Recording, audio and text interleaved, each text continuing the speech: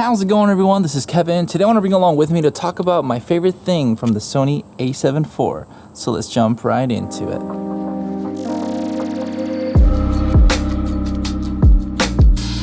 So I've had this camera for a bit now, in like a couple weeks, and kind of been testing it out and seeing what I like about it and how the ease of use is and everything. Obviously, I recently got it. Still, for me, it's still fairly, I guess, new, but at the same time, with everything that I've been able to use, I wanted to share my most favorite thing about this camera and what really even stands it out more from the A7 III and even the A7S III, obviously because it's more of a hybrid, but just in that aspect, even for video making, pretty cool stuff in my opinion. So I'm just straight up tell you. So there's this little S&Q kind of video thing that you can see. It's basically that you can put your camera in either photo mode, video mode, or the S&Q just straight up to just film like this in slow motion or really fast. So the cool thing about it is the customization that you can do with basically every 1, 2, 3 thing that you have in the photo, video, and the S&Q. So now, why is it my favorite? The reason why simply is it's just really easy and fast to set yourself up for any kind of shot that you want to do. So for example, the way that I set it up, obviously in the camera mode, the custom button 1, if you will, for like the settings, is just for straight up shooting photos, and that's basically what it is. I don't really mess around with the other two.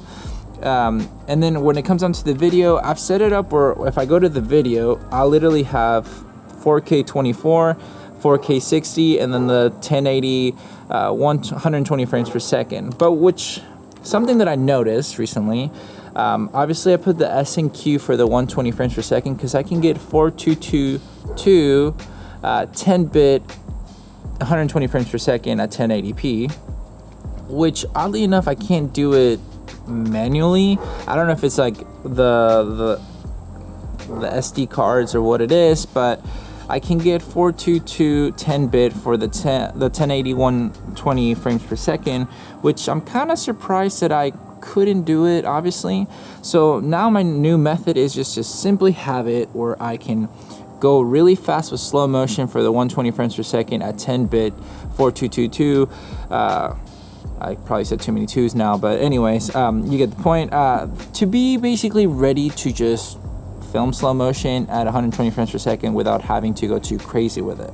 Now the cool thing is, because the one right here, so now the 1, 2, 3 thing that you see right there, I can actually have it the S&Q to be just for all of them basically. So the S&Q one will be for the 120 frames per second. If I go to the video one, it'll basically keep it at the 24 frames per second basically, and then the one as well is for photos right away. So I can just swivel it around to just go to each and one of them really fast and ready to go. So to me, that's the biggest, coolest thing when it comes down to the A7 IV, and it's something that is so beneficial because it actually allows me to be a lot faster when needed to be, to just take video, photo, and slow motion a lot faster, rather than basically just having to change the 1, 2, 3 only. I have more options, which I'm not sure why they didn't do that with the Sony A7S III. I mean, I do understand that it's not a photo taking kind of, camera as much, but this little knob itself actually was surprisingly a lot cooler than I thought it was going to be.